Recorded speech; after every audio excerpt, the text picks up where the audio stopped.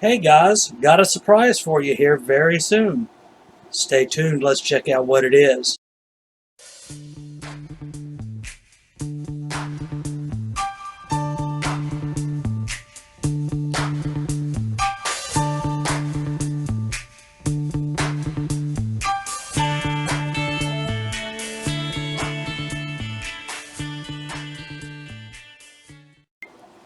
Hey guys, this is Chris, your Comic Intellect P. Possibly Hawkman, without that pesky feather preening. The world may never know. Well, told y'all I had a little surprise for you today, and just going to throw it out there. My wife had done something a while back, and she inspired me to do the same thing about a year later. Um, well, what's happened is I had asked my three children that are all in their 20s now. Yeah, I know this face, you can't believe that. But I asked them who their favorite superheroes were. I said it could be any genre of comic book, it could be independent, it could be whatever. But I asked them to give me their opinion on their favorite comic book. And my oldest, Cody, had said his was Batman. And my middle son, Todd, had told me the Incredible Hulk. And then my daughter, Cassidy, had said Spider-Man. So, did a little bit of research, looked some stuff up. Just want to show y'all. I had went and don't know if you can see, not see. It's yeah, it is real. It's permanent. You know, like your mother said, if everybody jumped off a bridge, would you? But hey, that's it. This was the sketch that we came up with. That's what we ended up with, my friends. Um, and kind of glad I did it. I have something that means a little something to me. It's it has my children's, fingerprint on it. It's something that they liked, they wanted. So I was like, yes, this is what we're going to do. So went ahead and I've got it. Very happy I got it. Now, just to show you a few comic books that I've got over the last few weeks. Now, I'm not going to be on for a little bit because I have another run going out to California. So I may be gone for a couple weeks. And I'm growing my hair a little long because I have a comic convention in my hometown here in Western Kentucky. And I'll show you who I'm going as when I do my next episode. I think that'll be right about the time that we're going to the convention.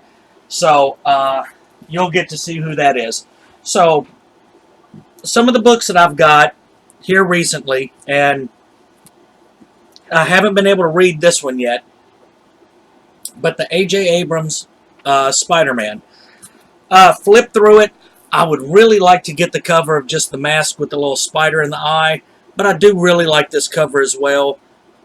Mary Jane Spider-Man. I mean, for those of you that have or have not seen it, or even or read it, let me say, I'm really looking forward to it. I've been hearing a lot of good things about this, and then I ended up picking up Powers of X #4, and I really do like this cover.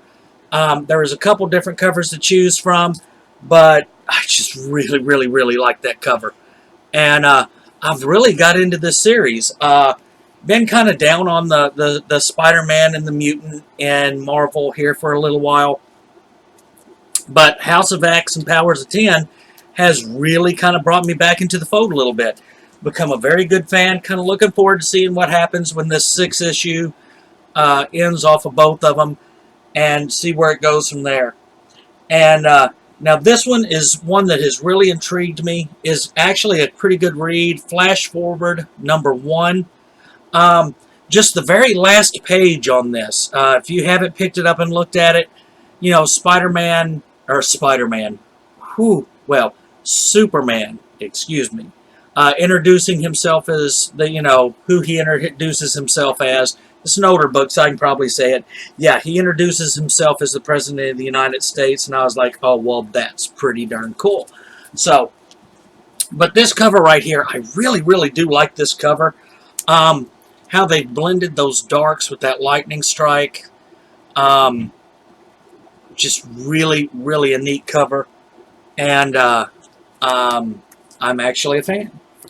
So now, been looking for older. You know, I've told you the last couple episodes, I am on the hunt. I'm trying to refill my Amazing Spider-Man. So most of these are Amazing Spider-Man except for one. And I will show you that one first. No, I'll show you that one last. Yeah, that's what I'll do. I'll show that one last. Why not? So, been out hunting around, finding some Amazing Spider-Man. First one is the Amazing Spider-Man number 160. And you can see the Spidey Mobile. Don't get it. He can wall crawl. He can swing through the city, but he needs a Doom Buggy that's really bright and can't hide at night. But I love the Spidey Mobile. It is great. I know the first appearance of the Spidey Mobile was, I think, in issue 130. So this is 160, and I'm not sure how many appearances it made before this issue in the 160. But, you know, still a pretty cool cover if you ask me. I mean, he's apparently not able to hold on, but, you know, it's coming to the rescue and it's going to save Spidey. So a very cool cover. Now another one that I found, and back in the day when I was collecting a lot, this cover right here was a biggie for me. Amazing Spider-Man number 245.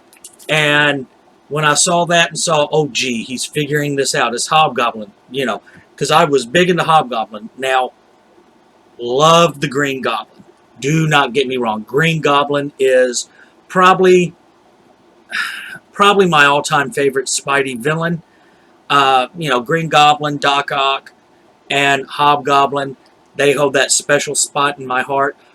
Hobgoblin, during my teenage years, he was the man, because you just didn't see Green Goblin, right? He was out of the picture. So now it's Hobgoblin, and in this 245, you're like, okay, you're getting the reveal. We're going to find this out. And this cover set me off big time, and I had to get this off the shelf. And yes, this is one of the newsstand. And I'm lucky I found this one as newsstand, because during that time, a lot of those that I did get was off the newsstand. But, so it's just kind of a sentimental thing. I really don't know if there's much of a difference in between newsstand or if you got it direct and you didn't have that barcode. Some people like it, some people don't. There's times that I'm like, oh yeah, it's kind of cool to have the barcode, but if I don't have it, I'm not going to be that upset about it. So the next one I got is the Amazing Spider-Man number 296. Kind of a Doc Ock, well, it's a Doc Ock cover with Spider-Man. And now the thing, this one was miswrapped bad, or somebody has tried to do some trimming down through here, because if you look, the words are kind of cut off. And to be completely honest with you, I did not notice that when I picked this book up until I started to show it here. So thank you. You've helped me out. So now, but, you know, Spider-Man as a spider with Doc Ock trapped in his web. Very, very cool book. This was actually a pretty cool read. And as we all know, 296, we were leading up to the point. It was just about time to hit Venom. And it was worth every bit of it. Now, another one that I found. Now, actually, I found this one in one of my boxes. And was very surprised. The Amazing Spider-Man Annual from 1991, number 25, with Iron Man, Black Panther.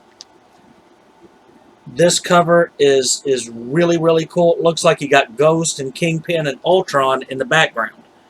I haven't reread this one in a very long time. I can't tell you what the story is, but that is a very well-drawn Spider-Man. I like the Iron Man.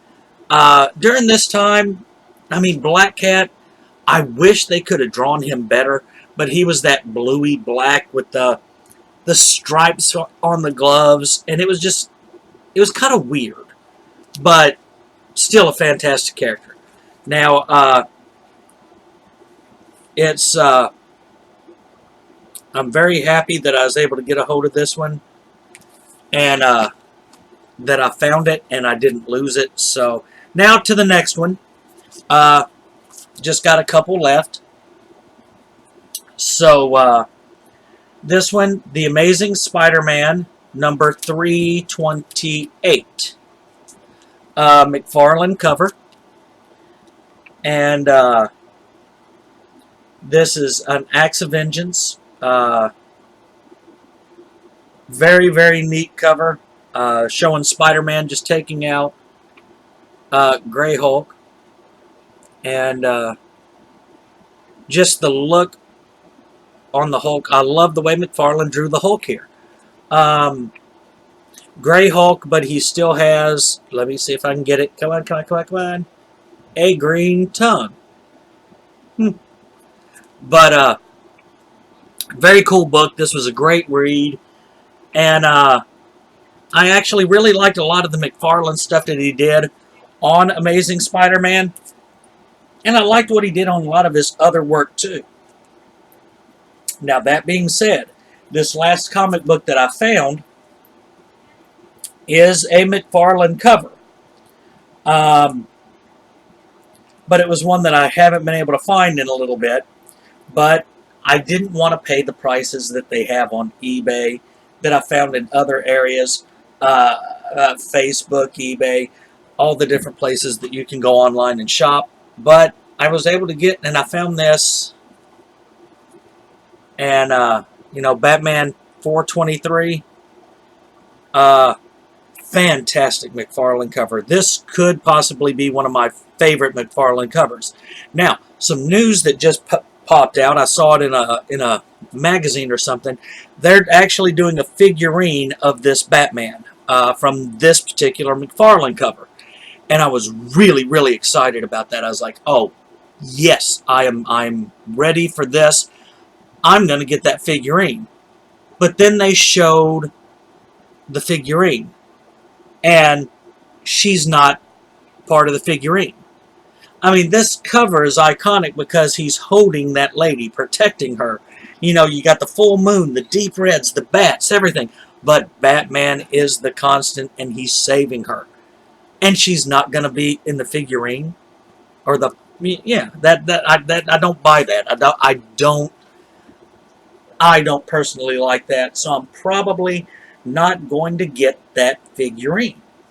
Do you call it a figurine or just call it a figure?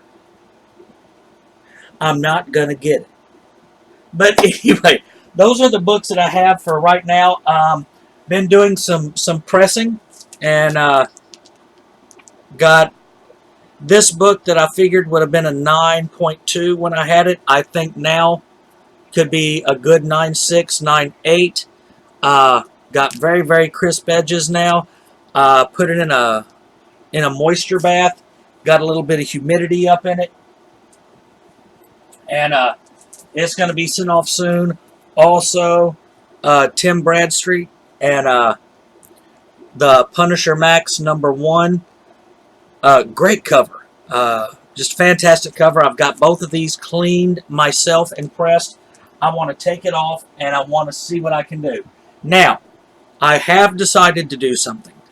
Once I send off my first few, I am going to be sending off that Savage She-Hulk #1. I'm going to crack it. I'm going to clean it. I'm going to press it. And I'm going to resend it to CGC. I bought it already graded. And I really like it. I'm a fan of She-Hulk. Sensational She-Hulk, Savage She-Hulk. Her work with the Avengers, her work with the Fantastic Four.